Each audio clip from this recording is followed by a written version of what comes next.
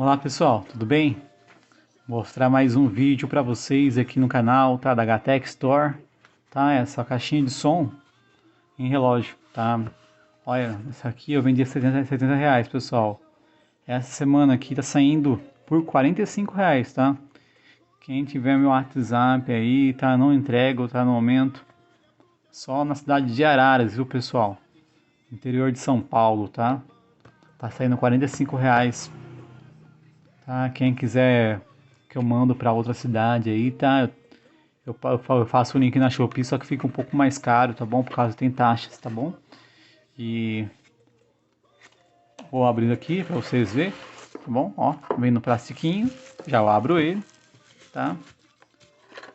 Vem o cabo, o carregador, tá? E vem o manual, tá?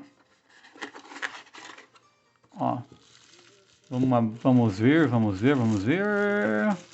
Pam, pam, pam, pam. Ó, essa não é a frente, essa é a parte traseira, né? Onde sai o som.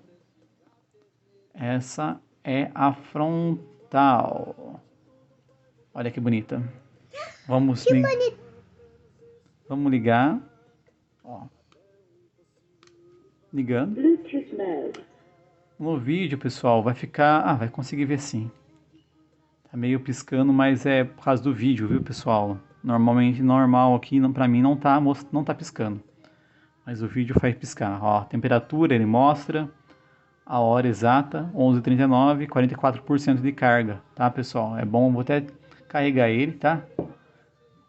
Você consegue colocar despertador aqui, programar, ó. Ó, tá nesse reloginho aqui, tem programação para despertar. Tá vendo? Mesmo se eu deixo desligado agora e coloco aqui para despertar, ele vai despertar, mesmo se é desligado, viu pessoal? Então eu vou deixar sem programado, tá? Você pode parear no Bluetooth, tá, pessoal? Som muito bom, tá? Você pode colocar cartão de memória, aonde... Aqui, ó. Pode colocar cartão de memória, tá, pessoal? E o carregamento do micro USB mesmo, o cabo, tá? Então, uma caixinha boa para vocês aí deixar decoração na sua casa, tá? E escutar um sonzinho no Bluetooth, tá? Ou no cartão SD, tá bom? Então, até mais, pessoal. Não esqueça de se inscrever na página aí, curtir. Não inscrever na página, é inscrever no canal. Sim. E curtir com o joinha. Joinha, tá bom? Obrigado, pessoal.